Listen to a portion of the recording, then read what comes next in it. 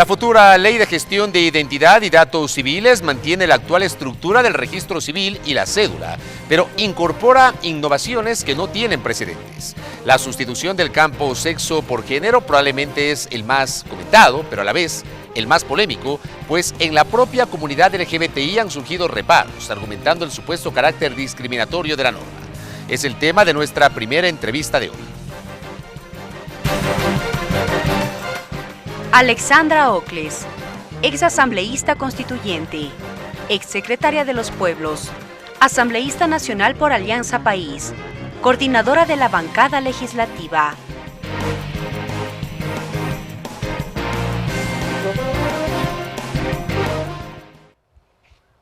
Asambleísta, bienvenida a la televisión legislativa. Gracias a ustedes, siempre un gusto compartir en este espacio. Finalmente vimos un allanamiento total. ¿Qué pasó? Bueno, como saben, el informe de la comisión no es un informe vinculante. En ese sentido, el bloque había hecho un pronunciamiento alrededor de la necesidad de acoger el veto total de lo que plantea el presidente en el documento y también se expuso varios de los elementos que estuvieron en el debate a la interna de la comisión y en ese sentido, en un pronunciamiento mayoritario es que acogimos allanarnos al veto. A ver, acogieron allanarse al veto totalmente, pero hubo 6 votos en blanco, de los cuales 5 fueron de Alianza País y de esos 5, 1 fue el suyo. Usted votó en blanco. ¿Por qué? Así es. Porque nosotros habíamos planteado al bloque que efectivamente para quienes somos parte de la comisión y trabajamos en el informe que hoy fue presentado en el Pleno, sí era medio complejo poder sostener, ¿no es cierto?, esa votación, estando de acuerdo con varios de los elementos que se plantearon en el veto, también había que defender nuestro trabajo. Nosotros firmamos el informe vinculante y por tanto, si era complejo, el informe no vinculante, si era complejo entonces poder al final tener otra votación a la que habíamos tenido ya en la comisión. Ahora, una vez que se genera este pronunciamiento, evidentemente la parte más polémica tiene que ver con este artículo que permite la identificación o la sustitución, si se quiere, del campo sexo por género en la cédula de identidad. Yo decía en la presentación, viene a ser una innovación que no deja de ser controversial. ¿Por qué al final del día tienen que presentar las personas que quieran reconocer su género en lugar del sexo en la cédula 2 testigos? Bueno, es un tema, como usted dice, Fabricio, controversial, sin duda, pero creo que una cosa que hay que reconocer en principio es lo fuerte que significa haber dado este paso, que ya una persona que tiene una orientación sexual distinta o una identidad de género distinta pueda hacer este cambio sin duda significativo para su realidad y para su cotidianidad. Viene a ser un cambio sí significativo, evidentemente que no tiene precedentes, pero para algunos, sobre todo miembros de la comunidad LGBTI, no todos, pero para un segmento de esa comunidad no deja de ser discriminatorio el tema. Sí, yo de alguna manera concuerdo con ese aspecto. ¿Por qué? Porque ¿concuerda y por eso voté en blanco? Concuerdo porque me mantuve en un aspecto que estuve defendiendo en la comisión. ¿Qué fue su posición en la comisión? Así es, esa es la posición, esa fue mi posición en la comisión y la de muchos de nuestros compañeros dentro de la comisión y por tanto me mantengo, es decir, para quienes el acto de ir a hacer ese cambio es un acto íntimo, sigue siendo un acto íntimo, es personal. Y decisión personal, eso le iba a decir. Es una decisión personal. Y el argumento de Gastón Gagliardo de que, por ejemplo, para el matrimonio se presentan 2 testigos, ¿para esto no opera lo mismo? No, porque me parece, el matrimonio es un acto público, ¿no es cierto? Usted ahí va acompañado de un sinnúmero de sus familiares, de amigos, entonces, claro, hay testigos que certifican que el matrimonio se efectúa. En este caso, no. Aún yo, siendo persona, mujer heterosexual, si voy a hacer ese cambio porque estoy convencida, ¿no es cierto?, de esta apuesta que es una reivindicación política de los colectivos LGBTI, pero que no es exclusivo de ellos. Es decir, uno como heterosexual puede hacer el cambio. Entonces nosotros nos hemos preguntado, ¿también necesito testigos?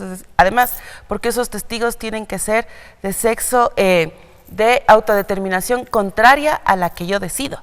Es decir, yo tengo que llevar 2 testigos hombres que certifiquen mi identidad de género.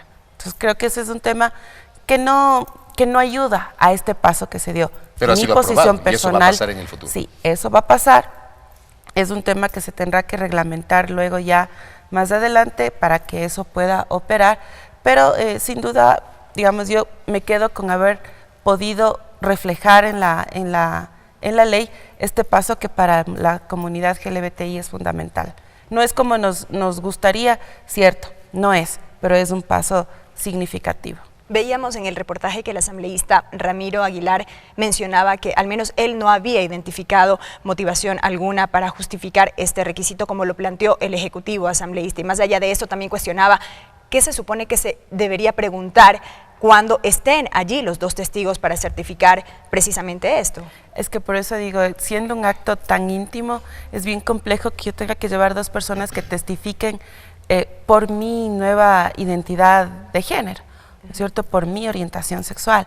Creo que, digamos, entendiendo la lógica de lo que sucede en muchas personas LGBTI, que esa salida del closet tiene ciertas complicaciones y que no siempre es un escenario en el cual yo cuento con personas que me apoyan. Es posible que esté solo o sola.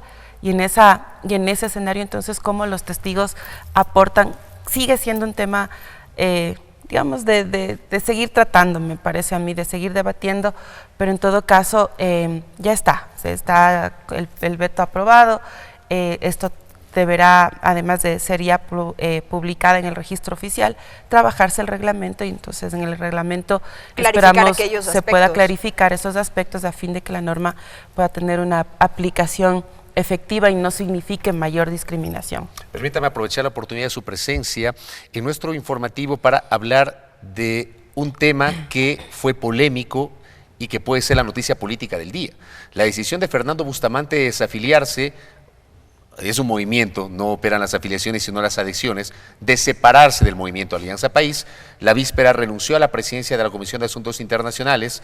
Este jueves decide anunciar su separación del movimiento País y hace duras críticas a la forma como se maneja la parte democrática al interior del movimiento.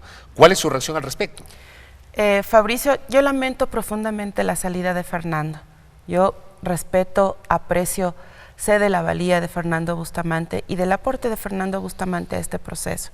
Y por eso lo lamento, por eso me apena, porque además de haber sido en su momento mi profesor y también amigo y compañero, conozco quién es Fernando Bustamante. Fue muy duro para nosotros el día de la votación de enmiendas ver su voto, porque no nos imaginamos, es decir, todos estábamos con una decisión firme y al ver el voto de Fernando, sí fue así como un baldazo de agua fría. Pero él había expresado, perdón, asambleísta, su desacuerdo sobre este aspecto. Fernando en las distintas reuniones, en unas no había participado y en otras no expresó su desacuerdo. Por eso es que a todos nos agarra de sorpresa ese día la votación. Pero más allá de eso, creo que han habido, obviamente el movimiento hizo un proceso de discusión interna, de sanción respectiva a partir de la Comisión de Ética, que es el organismo en el cual estas cosas se dirimen, y luego también la comisión, el bloque de Alianza País de la Comisión de Relaciones Internacionales tuvo ahí una serie de posturas alrededor de la gestión y de las declaraciones posteriores de Fernando Bustamante, y eso sin duda fue un detonante para pedirle a Fernando que renunciara a la presidencia de la comisión cuando sus compañeros ya no se sentían representados por él. Que habían perdido la confianza, se manifestó que había una pérdida de confianza, no se sentían representados. Las declaraciones de Fernando Bustamante posteriores a la sanción nos dejaron a muchos sin piso y en ese escenario es difícil poder continuar. Entonces, una salida en pro de impulsar y de retomar el trabajo de la comisión era que Fernando pudiera renunciar, aspecto u hecho que se dio el día de ayer, y hoy lamentablemente tenemos la salida de Fernando ya del movimiento. Pero, y con esto cierro, él ha sido, insisto, muy crítico con la democracia interna del movimiento. Ha dicho, ha develado, palabras más, palabras menos, que no se puede discrepar, que él ha sido parte de un hostigamiento, que lamentablemente el movimiento ha perdido el norte en lo que tiene que ver con la posibilidad de disentir a la interna. ¿Qué responder ante eso?